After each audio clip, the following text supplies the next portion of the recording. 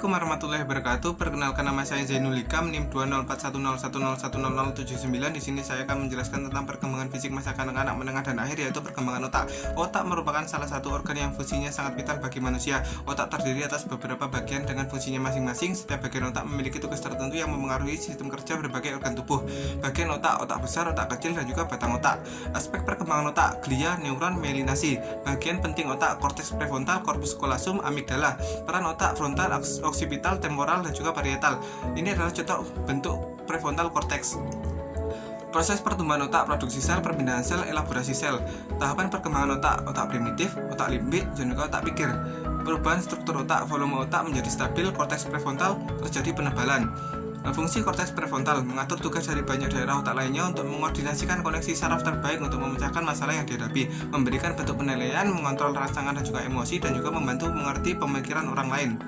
Penebalan kortikal: penebalan kortikal selama periode 2 tahun diamati di area lobus temporal dan frontal yang berfungsi dalam bahasa, yang mungkin mencerminkan peningkatan dalam kemampuan bahasa seperti membaca. Fungsi-fungsi bagian otak: menghadirkan tantangan untuk meningkatkan kontrol kognitif, terlibat dalam pemrosesan emosi, dan juga perkembangan yang lebih berlarut-larut. Yang ketiga yaitu mengembangkan pembelajaran mereka di sepanjang jalur. Masa perkembangan otak: masa janin, masa bayi, dan juga masa kanak-kanak. Gangguan perkembangan otak: gangguan anatomi struktur otak, gangguan fungsi otak, dan juga susunan saraf pusat, gangguan baik anatomis maupun fungsi yang kompleks, dan juga dismorfisme. Keadaan pengetahuan berdasarkan pengalaman. Pengalaman awal dan akhir, termasuk pengalaman pendidikan, sangat penting dalam pengembangan otak. Perubahan signifikan terjadi pada tingkat seluler dan struktural di otak hingga remaja. Koneksi sinaptik antara neuron dapat berubah secara dinamis sebagai konsekuensi dari pengalaman belajar anak-anak dan juga remaja.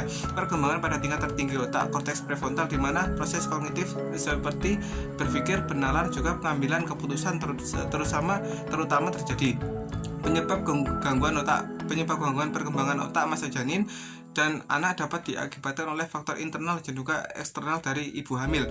Yang pertama yaitu asap rokok, flu berkepanjangan, kekurangan asam folat, infeksi TORCH, mengonsumsi antidepresan, kekurangan yodium, dan sebagainya. Akibat gangguan otak: cerebral palsy, itu pelemahan otot, meningitis, sakit kepala yang amat berat, kanker otak.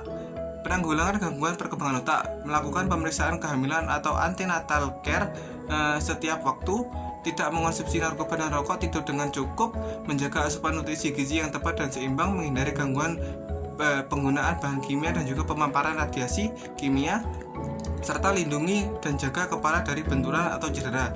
Mungkin itu sekian dari saya. Terima kasih. Wassalamualaikum warahmatullahi wabarakatuh.